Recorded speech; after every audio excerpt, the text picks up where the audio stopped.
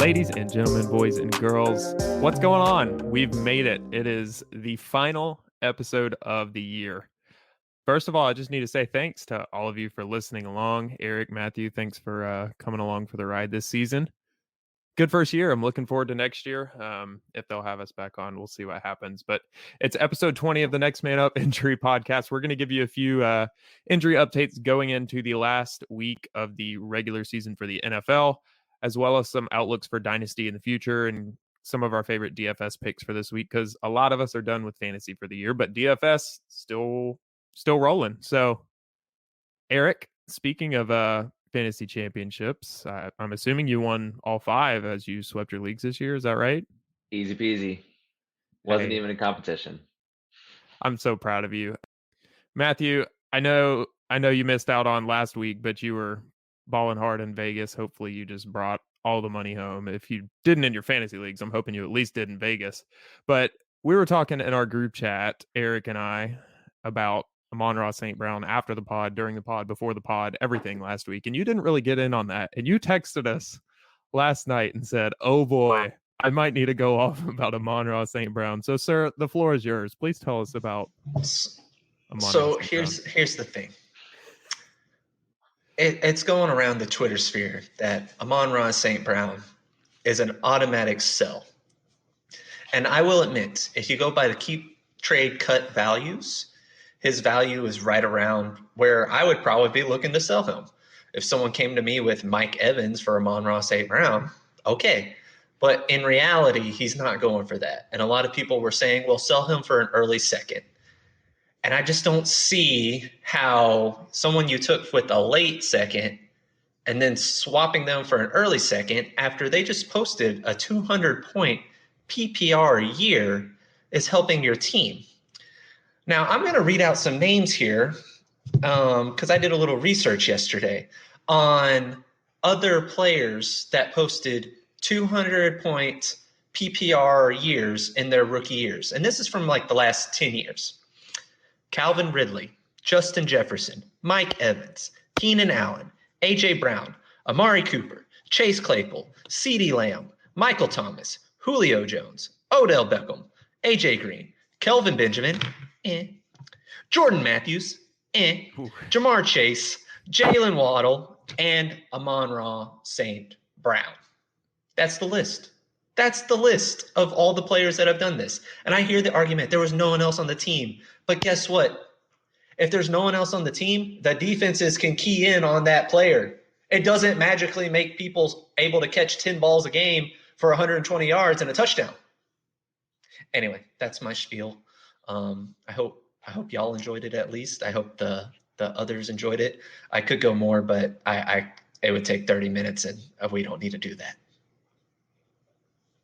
Yeah, I mean, I think you pretty much encapsulated what Erik and I droned on about last week. That was a thing of beauty. Thank you for that. The research you put into that was, I mean, remarkable, honestly.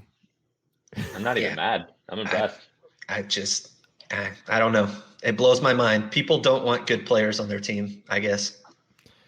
Yeah, I think I've talked about it on here before. I think the people get excited about, oh, I get to rebuild, I get to make all the trades, I get to get all the first round draft picks. And it's like, why not just make a couple trades that keep you in contention every year rather than trying to sell the boat? I don't know. That's just my theory on, making money from playing. That makes too much sense. Football. I don't know. Some of us are Bill Belichick. Some of us are like, I don't even know who's a coach that can only win one Super Bowl. All right, Mike Tomlin, let's go. All righty. Well, we're here to talk about injuries, so let's do that. We always go by position. We'll start with the quarterbacks first. Lamar Jackson, MIA again this week. Erik, can we see him in Week 18? Can we rely on him, or is it going to be the Tyler Huntley show again? Yeah, I mean, the team is desperate to have him back since they're slipping out of playoff contention. Lamar Jackson has missed virtually 4 full games. So, I think this injury is shaping up to be what's likely some kind of moderate grade 2 low ankle sprain. And, that stinks because you really need at least 4 weeks for these to be reasonable to play on. We've seen, especially last week, videos of Lamar trying to practice through it. And, it seems that the team still considers him week to week. So fantasy managers who are still in, the championships They just have to hold on tight and watch the practice reports to see how he's doing. Yeah, I'm certainly interested to see if the Ravens will try to push him along and get him to play this week because, after a hot start, they're still kind of on the bubble. I don't think they've clinched the playoffs yet. Is Yeah, anybody? I mean, they're definitely. I think they're on a 4-game skid, but they could still make it if Yeah. they win and certain situations happen. Yeah. Yeah, but certainly winning will help their cause quite a bit. Matthew, what are your thoughts on Tyler Huntley? Like he looked very good in his first start. Last week he looked okay. Do y'all think he might get a shot to start for somebody next year, or at least compete for a starting job?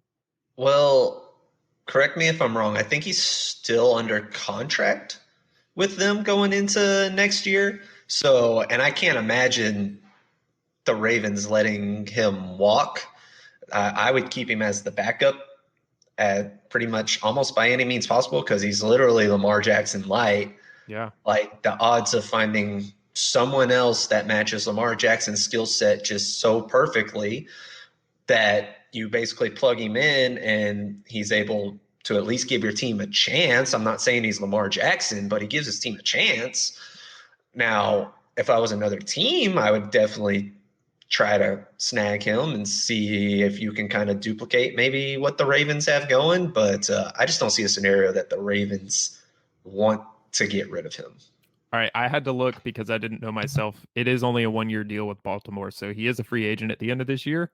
So, I mean, if he's a free agent and you're a team that's kind of in need at quarterback, he's worth a shot. I totally agree with you. I think he's probably one of the best complementary backups as far as like if a starter is out and you need somebody to just plug into the offense and not change anything, I think he's probably in the best fit for him. Obviously, there's no other Lamar Jackson in the league, but if you've got somebody that you just need to like replicate it, he's perfect. Or if I'm somebody that's like playing Baltimore and I need to simulate him in practice, Tyler Huntley's perfect. I think he's better than somebody that would just be that, but he's like the quintessential like I need to get ready for Lamar Jackson. This guy. Yeah, for sure. All right. Well, Matthew, let's talk about Chicago. Justin Fields still dealing with an ankle injury. Do we expect he might be back for Week 18? Possibly. It's been said that if he is healthy, he will start. Now, that's a big if, and to the extent on what do they consider healthy. Is it absolutely 100% healthy? Because that's where I would be at for my rookie QB that we have no way of actually making the playoffs. Why go out there and risk further injury? So that's where I think they would be at, which makes me very hesitant that he will actually be playing this week. We've seen multiple times that quarterbacks with ankle injuries this year are out for a little bit. Look at Kyler Murray earlier in the year. So, especially one that's mobile like him. Yeah, I mean, if you're Chicago, really at this point, obviously they can't outright tank, but winning games only hurts you at this point. You're eliminated from the playoffs. It's only going to get you a worse pick. So, kind of dumb to rush it along if you think he gives you a better chance of winning. That's just my 2 cents. All righty, Erik, this team's in the playoffs, but Joe Burrow, at the end of the game last week, he went down, he grabbed his right knee, wasn't able to finish the last drive, but it looked like he was doing okay in the locker room celebrating, clinching a playoff spot. What do we know about his status going into Week 18 and beyond? Yeah, I mean, we saw on video that Joe Burrow was dancing in the locker room, smoking a cigar. And everything that I'm reading and hearing that's coming out of his camp, it speaks like this is a really low grade knee strain and that he'll be good to go on Sunday. So this isn't really something that I'm concerned about. I think that Joe Burrow is a full go this week. Yeah, certainly good news. And hey, kids at home, just so you know, if you do have an injury, especially a bone injury, smoking delays bone healing. So, Joe, stay off the backy. All right. Denver, Matthew. We've got both Teddy Bridgewater and Drew Lock on the injury report. Obviously, Teddy Bridgewater still in the concussion protocol, but Drew Lock had to come out of the game this week with a shoulder injury. What's the latest there? So yeah, Drew Lock left the game with a shoulder injury. They haven't really said what it was. He kind of made comments that he went back to the locker room real quick, got an injection, and then went back in the game. So I imagine if it's still bothering him this week, they'll basically do the same. Like, I'm not worried about Drew Lock missing time.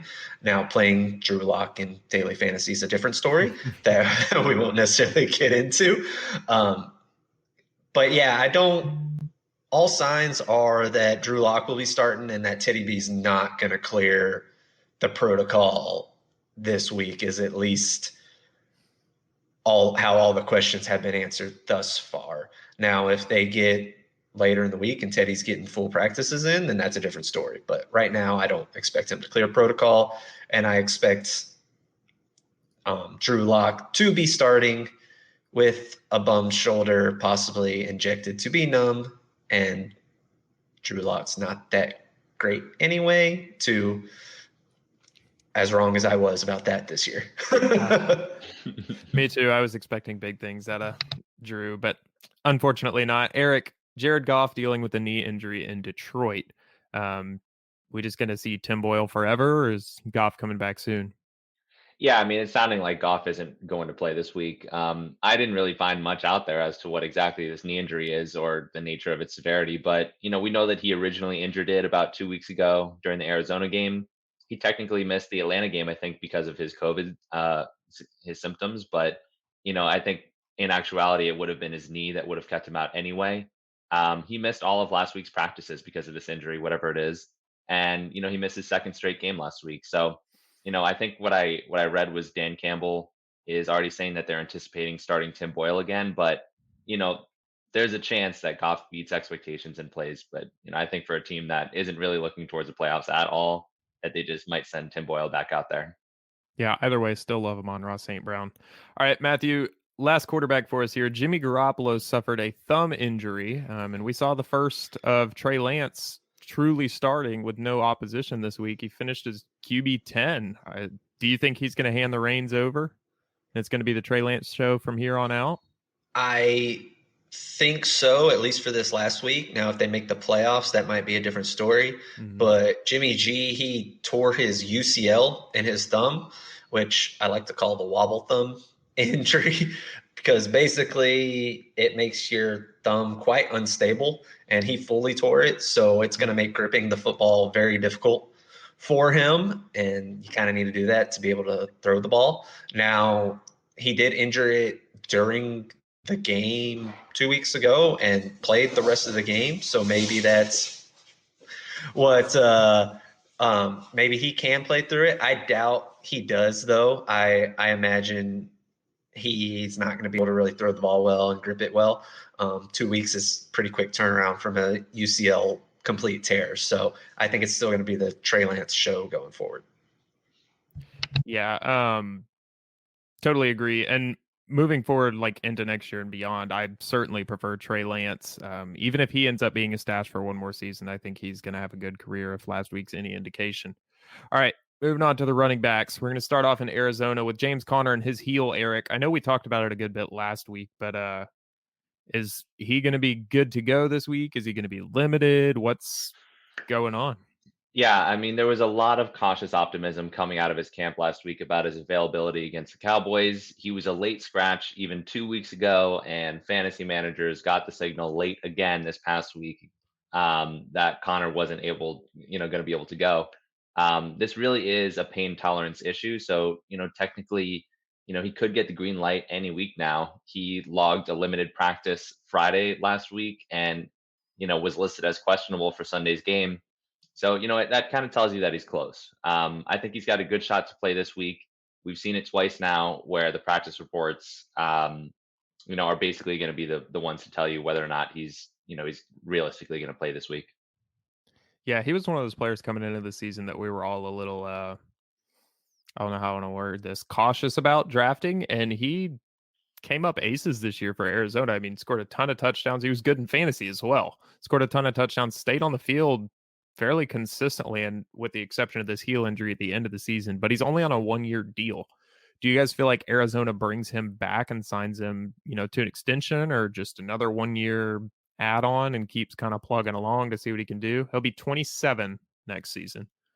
Do you think they bring him back? Do we think I he don't tests see why free not. agency? Depending on what he's asking for, I could Sure. realistically see another one or probably a 2-year deal. But I think that the team is trying for a win now. Given the reality that they signed AJ Green, and Connor was productive. So I could see a realistic scenario where they sign him to a 1 or 2-year deal if he's willing to negotiate reasonably. Yeah, absolutely. It was only a $1.25 million deal this year, so I feel like it was kind of one of those quote unquote prove it deals. And in my opinion, he proved it. He proved his durability, he proved his skill. Why not give him a couple years and see what he can do for you? Matthew, Kareem Hunt in Cleveland still dealing with an ankle injury. They had some questionable management of their running back room this week with Dearness Johnson getting a lot of touches when I felt like Nick Chubb should have been on the field unless he's got a lingering injury that we don't know about. But Kareem Hunt, he's an interesting one this week and moving forward for dynasty purposes that I don't really know what to do with.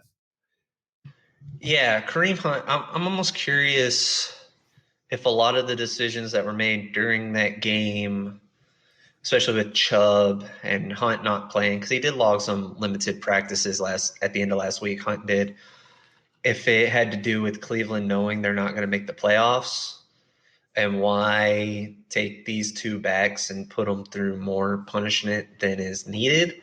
That's all speculation on my part, but now they're eliminated for sure. How much do they try to bring Hunt back? I mean, maybe he pushes the play to kind of try to earn another contract. I think he's a free agent. Got one more year. He's got one. Oh, yep. So then why? So then, yeah. Why would you rush him back at all? I mean, I wouldn't be surprised if the last week of the year is the Dearness Johnson show. They already have Baker Mayfield getting surgery to end the year. So, I mean, who knows at this point? Yeah, why force anything at this point for Cleveland? But yeah, next year is the last year of his contract in Cleveland, and going into 2023, he will be a 28-year-old running back in the NFL who's seen his fair share of starting. He's backed up Nick Chubb for the past couple of years, but they've been more of kind of a 1A, 1B. What do you guys think about Kareem Hunt dynasty outlook wise? Is he somebody you're looking to move ASAP, or are you just going to kind of ride into the sunset with whatever you can get out of him? I think he's a really productive back. I don't think he's a workhorse back. I think that he could easily, be a valuable RB2 most weeks. I think it depends on your team makeup and it depends on, market value in the micro ecosystem of your dynasty league. But I don't think that I have trouble with having him on my team because he will contribute. Yeah. Yeah, I agree. I think at this point he's probably staying on your team. I doubt you can get much for him in the dynasty format. So you're probably just kind of riding him into the sunset and hoping for the best that he continues to be that 1B going forward. Yeah, totally agree. I feel like if you're trying to trade him, you're probably not going to get what he's actually worth, just because people are going to be skeptical of what happens in the future with him. All right, Eric, Clyde Edwards-Helaire injured shoulder last week, and we saw a good bit of Darrell Williams. I know you and I were talking about him versus Gore, who is going to be the guy this week, but it was definitely the Williams show this week. So do you think we'll see CEH again this year, or is it kind of wraps for him? I think it's a wrap for him by way of regular season. I mean, he's likely dealing with either an AC or an SC sprain, and these things, realistically, they take around 4 weeks. He missed the last 2 weeks, and the Chiefs are a team that are going to make the playoffs. So I think that the Chiefs are confident enough, maybe even more confident in their remaining running backs that they have and their ability to produce. And I think that makes them feel comfortable in just letting Clyde rest, which is what he really needs. Especially as a team that's looking forward to playing more football into the postseason. So, I think that Clyde is going to sit week 18, I mean, that's realistically what they should be doing. Is Williams somebody that you're looking to plug into a DFS lineup as a cheaper option? You Heck think yeah. you I can mean, that rely guy on can him? have a realistic boom week. I mean, it's going to depend on his price and, what the rest of your team looks like, but this guy could score some serious points. Yeah, absolutely. If you throw him and Tim Boyle in a lineup, you're saving a lot of money. You can get some studs at other positions. I'm Welcome to the squad, Cooper Kupp. Yeah, I'm kind of upset that we didn't get the old Laquan Treadwell Jake Fromm song out of Matthew. We might have to figure something out to get It was unfortunate. a musical act out of him next season. But Matthew, Daryl Henderson in Los Angeles has knee sprain. He's now been moved to the IR. So looking at that running back room, it's kind of a mess otherwise. But I think it's going to be Sony Michel. But who do you or how do you think Cam Akers' dynasty value is going to look next year with Henderson still on that roster? Do you feel like it's going to be a timeshare there since Henderson had such a good year this year? Do you think Akers will come in and be the one? Man, and maybe they bring Sony back. I know Like, that was a really long question. Sorry, but no, I get what you're saying, and like, I don't know. Cam Akers, it's a conundrum. Now, if you've listened, you know that I wasn't even high on Cam Akers really before the injury, and I honestly really hope he proves me wrong. I hope he says, "Suck it, Matthew. I'm the best running back in the league." But I don't see it. They activated him off IR these past kind of to end the season so that he gets his pension, which I believe y'all mentioned last week. And that's really great on the organization. I doubt we see him this year. It's amazing that he even was activated, but I really think it was just like as a help you out to qualify. So I doubt we see him going into next year. I'm off on him because I know people are crazy about him and think he's just going to step in and be this amazing back as the dog barks in the background. The words of the great Kevin Malone, these dogs are barking. So I don't know. We'll just have to wait and see. I think right now people are kind of valuing him as like the or like in that RB 20 to 25 range, which I think is fine. Like if you want to take a chance on him, but that's just kind of where we're at with it. I'm not high on him. I don't have him on any of my teams. I'm not going to have him on any of my teams. That's just kind of how it is. Yeah, not somebody I'm actively seeking out, but if I have him on a squad, I'm probably just going to hold on and see what happens because he could come back and be great. They've already shown footage of him running and going through drills, actually like jumping, cutting, running, not just straight line running. And he looks pretty good, but of course that's nothing compared to what you're going to see in a game. So until we see it, I don't fully trust him. Eric, Miles Sanders dealing with a broken hand. Boston Scott boomed last week. Do you think Miles Sanders comes back and kind of steals his thunder? Or is it going to be Boston Scott and Jordan Howard moving forward? Yeah, I mean, Miles Sanders is not going to play next week. I think I saw that head coach Nick Sirianni came out yesterday already and said that Miles Sanders isn't expected to play against the Cowboys. They're optimistic that he'll have a realistic chance for the wild card game, but Sanders is not a consideration for your fantasy lineups this coming Sunday. All righty. Well, Matthew, Rojo, we thought last week might be his week, but comes up he has an ankle injury. So is it Keyshawn Vaughn's chance at redemption finally? What do we think? Wouldn't that be amazing? That'd be something. Or it's Tom Brady's time to throw it 55 times in the game. I don't know. That too. I don't know. Yeah, they made a game trade. Are they even playing for anything? I haven't looked at that. They're, I guess playing for a better seed. They can't overtake Green Bay for the bye, so I don't know. They might just rest everyone next week. It's hard to tell. So maybe it is Keyshawn Vaughn week then if they're just rolling it, whoever out there. So I don't know. I try to stay away from those teams that aren't really playing for anything in the last week. Yeah, definitely something to keep an eye on. That's an excellent point, especially if you play DFS. Don't just throw somebody in your lineup because you're like, oh man, he's great. I don't expect somebody like the Packers to throw Devontae Adams out there for a full workload in the last week when they've already got the 1 seed locked up.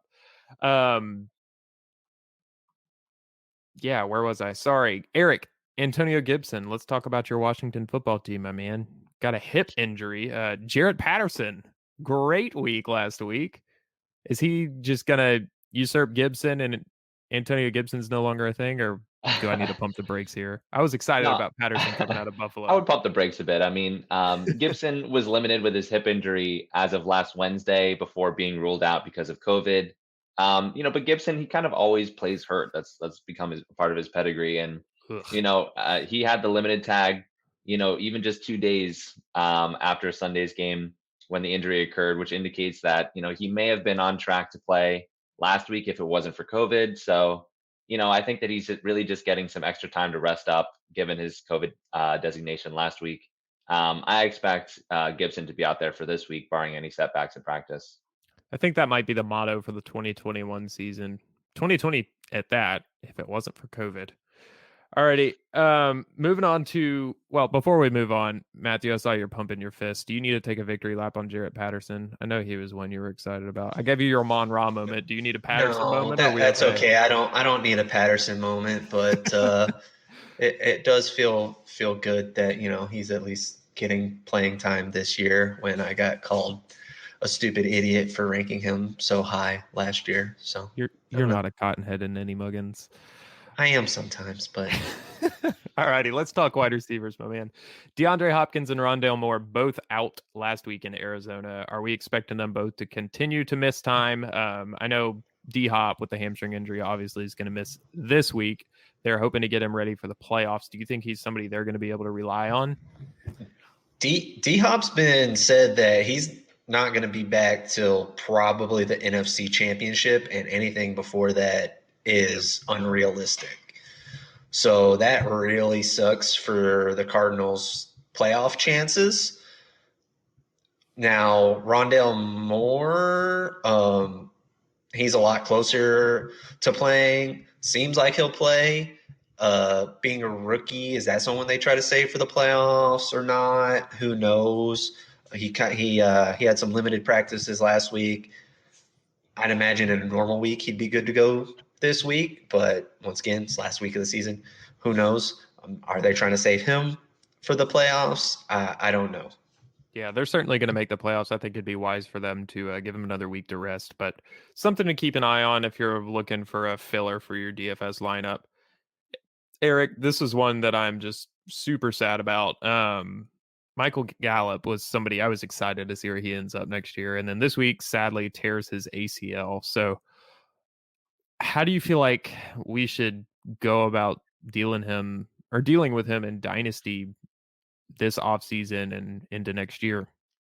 Yeah, I mean, I'd be looking to acquire for sure. I think that it will be tough, given the reality that he had this injury so late in the season. So it'll be, pretty much 8 months at the point that next season starts, which is just not enough to return. But he may be a late bloomer for someone's fantasy league midway through next season, and he's got plenty of talent, and he's a free agent, so he may find a more favorable landing spot during the offseason, which really puts him in a position to succeed. So I think given his talent and, the reality that a lot of dynasty managers are going to be a lot lower on him because of the injury, I think his cost might be right around the point that I'd be aggressively buying this offseason. Yeah, definitely somebody I'm trying to get on pretty much any squad I can, even if he ends up somewhere that's not super favorable. I mean, you saw what he could do as the third option at wide receiver in Dallas. And then I think this year he probably passed Amari Cooper as far as target share. And honestly, he looked better than him this year when they were both healthy and they were both playing.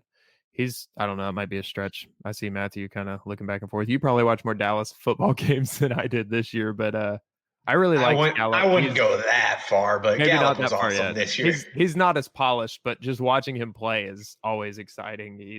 I would say he's the best toe tap receiver in the NFL. He caught the touchdown when he tore his ACL. Yeah, that's insane resilience. So shout out to him for that. Sorry for the confusion on labeling players here, but Matthew, Adam Thielen, our last receiver, we're going to talk about in Minnesota. We know he's been dealing with an ankle injury, came back a little bit this week, but now it's looking like he's done for the season. He's going to have surgery. So KJ Osborne, is he somebody you feel like we can trust in week 18 for DFS? You can't trust him. But could he define could he trust? catch 3 catches for 80 yards, one of them being a 45-yard touchdown, and win you a DFS? Well, yeah, we've seen him do it before. So, and cash games, no, not playing him. And attorney, maybe throwing in a couple lineups. I don't know. See what happens. Yeah, you never know. He's certainly a good option if you need a filler, and he's somebody that they've shown that they'll take deep shots too, and he's got a decent offense to do that in. So that does it for us for the receivers. Just a couple of tight ends to cover here. I swapped up the order, so stay on your toes. Eric, Darren Waller in Las Vegas, still dealing with knee injury, back injury, COVID, you name it. He's got it. Is he going to play at all for the rest of the season? Is he donezo? What's up? Yeah, I mean, after missing 4 games, there's finally some real optimism coming out of the Raiders camp. He's been considered week to week with his weird IT ban, COVID, back combo issue, but I think that this is going to be the week that he finally plays, just in time for most people's playoffs.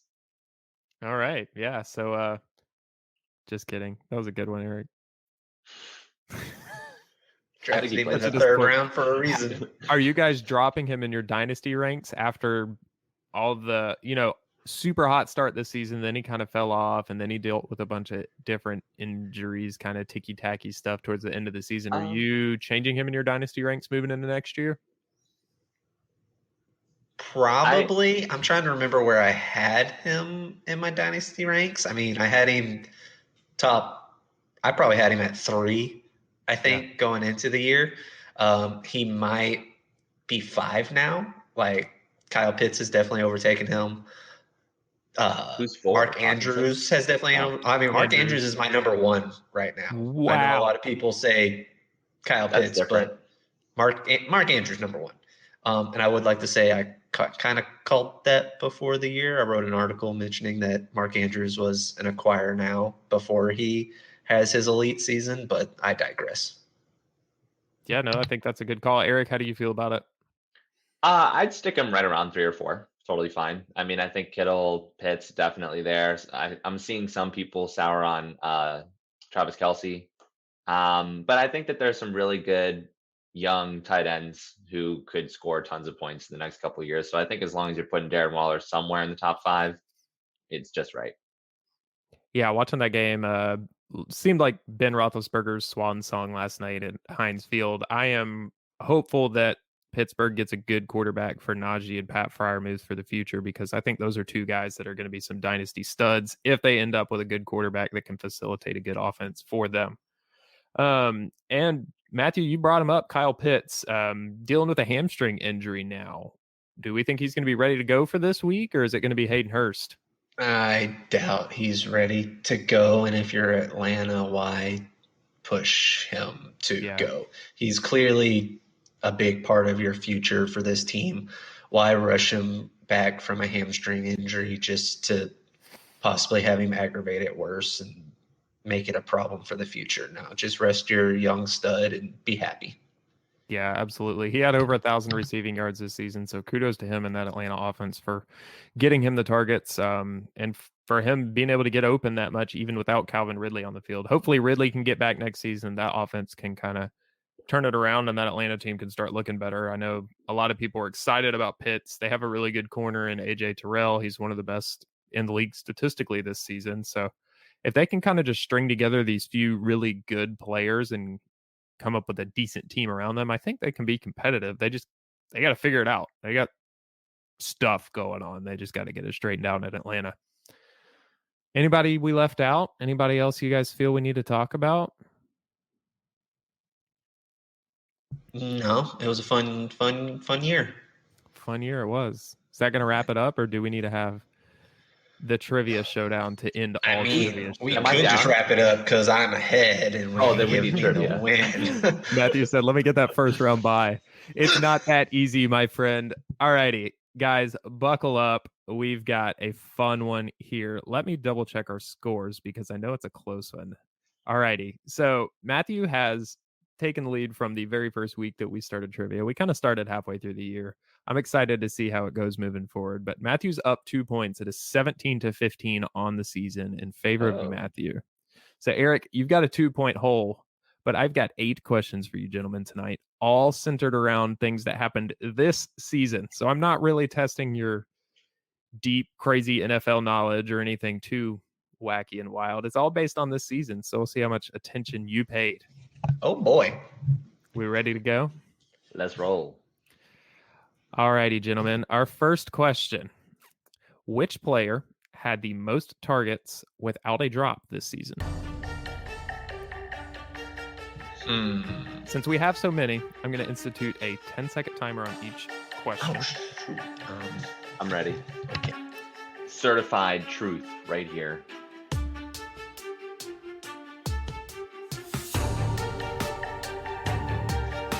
I'm pretty sure I'm wrong, but I'm ready. All righty, let's see those answers, gentlemen. 3, 2. Oh, shit. All righty, you are both incorrect. Matthew said Justin Jefferson. Matthew said Justin Jefferson. Yeah. Eric said Devontae Adams. The correct answer was Hunter Henry with 69 targets without a drop this season. I Makes would total sense. Nice. Makes total sense. Yeah, very nice job by Hunter Henry this season. Good job, Hunter Henry. All He righty. said, let's stop there. Trayvon Diggs led the NFL with 11 interceptions this season. What other individual defensive stat does he lead the league in this year? I'm ready. I'm ready. Wow, we are ready that fast. All righty. Nice. Yes, you are both correct. The correct answer is yards allowed in coverage. I think I saw on PFF that he has allowed over 1,000 yards individually in coverage, which is just It's I think technically Absolutely I'm more preposterous. correct because he didn't like give them, like he allowed them. It was an accident. you'll I both guess. Give me 0.99 points. let me I update accept. our scoreboard here. Matthew, that puts you at 18. Eric, that puts you at 16. So we still got a 2-point lead for Matthew. Alrighty, our next question. What NFL QB has the worst winning percentage of all time? He is active. The minimum is 25 starts. Oh,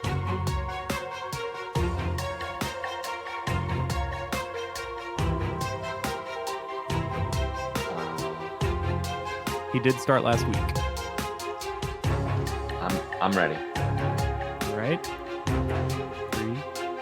2, 1. 1. All righty. Eric says Oh, Drew crap, Lock.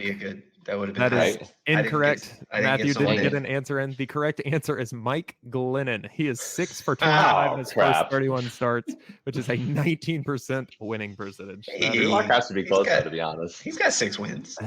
yeah. I don't. That's Does not- Drew Lock have 25 win or 25 That was my starts only- already? Is the that yeah? was my I'm not only sure off the top of my head, but I all right. think of it. Moving on, sticking with quarterbacks here. All righty. Seattle Seahawks. How many times have the Seahawks finished the year with a losing record under Russell Wilson, counting 2021?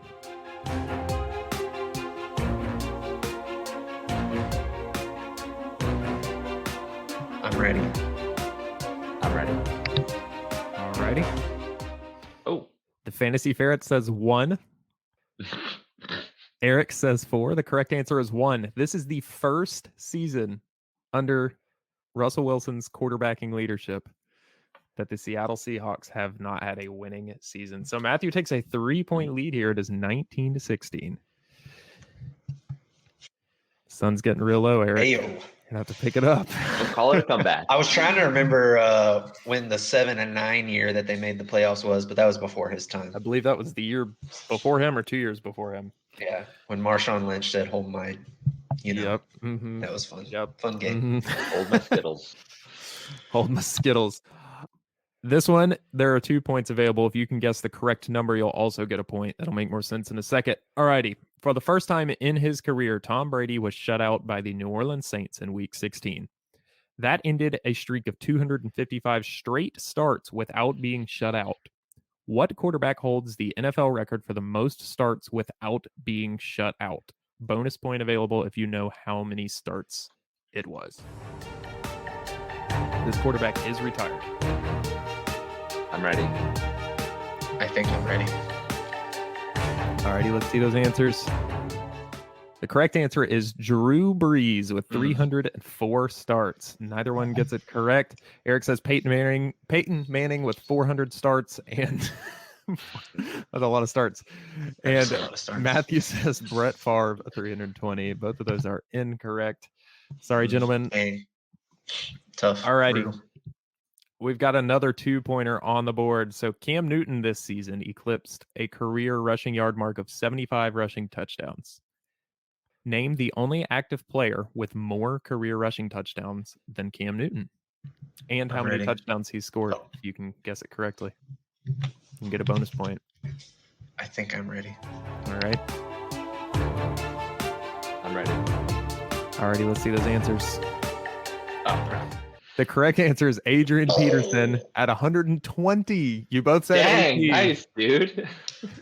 I felt rushed with the second half of my answer. And said 128. Erik said 80. But both of you get a point for guessing Adrian Peterson correctly.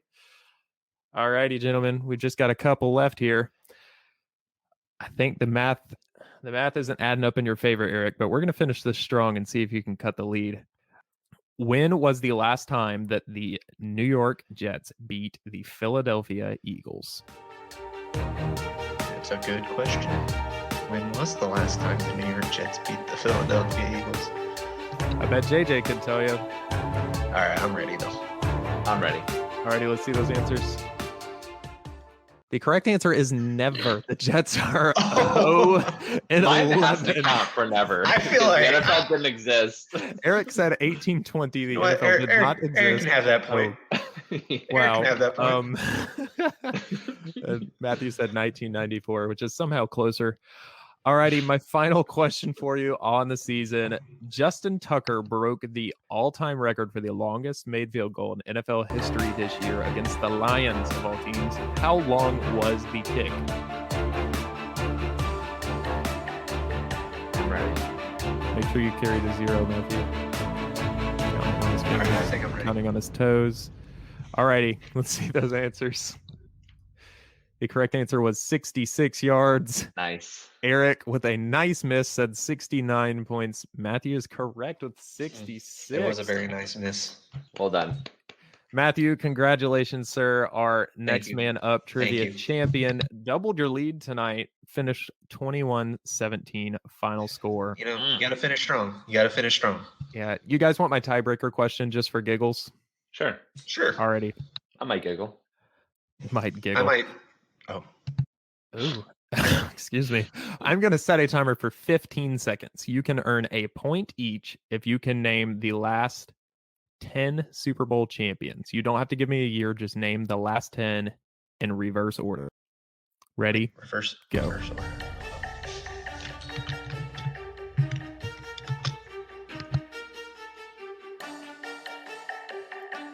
Erik typing furiously. Matthew's licking his chops. 5 seconds left. Type faster. And time.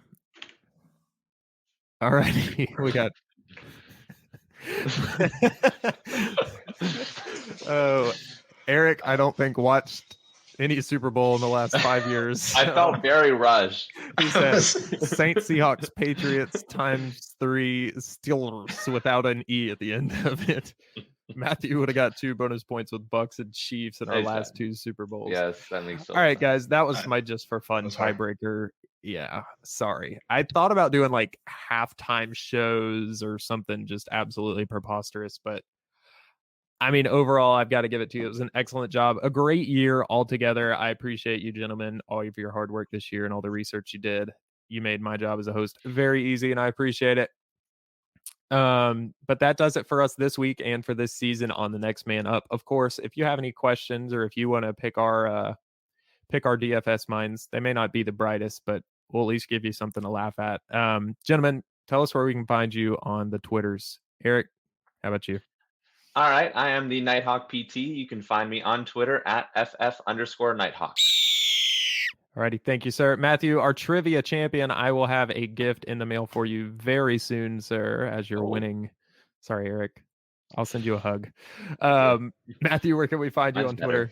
Twitter? I'm gonna cry. That's so nice. At Fantasy Ferret, and shout out to my dad for winning his first ever fantasy football championship this year. He's been playing for 3 years now after I convinced him to do it, and he finally made it to the top. He finally did it. Shout out, Mr. Yeah. Ferret. Congratulations. Papa Ferret. Papa Ferret. Alrighty. I've always wanted to be a grandpa to a ferret. Maybe my daughter will get one day. Alrighty. Well, that does it for us. If you're looking for me on Twitter, you can find me at kallen_4.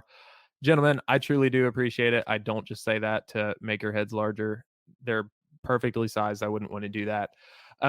Big shout out to John C. Music for all of our intro and outro that you guys got to enjoy this season. If you're looking for him, you can find him JONSEE music at gmail.com.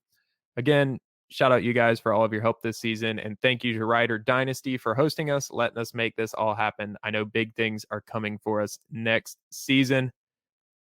That does it for us. Have a great offseason. If you're looking for some Dynasty insight on injuries, if you're looking for updates, if we can help you in your drafts, let us know. Reach out to us on Twitter. We'll probably have an off-season show and talk about rookie injury outlooks and stuff moving forward once we get a little closer to the draft. But that's going to do it for us tonight, guys. Whatever you do, don't forget the best ability is availability. Peace. Adios.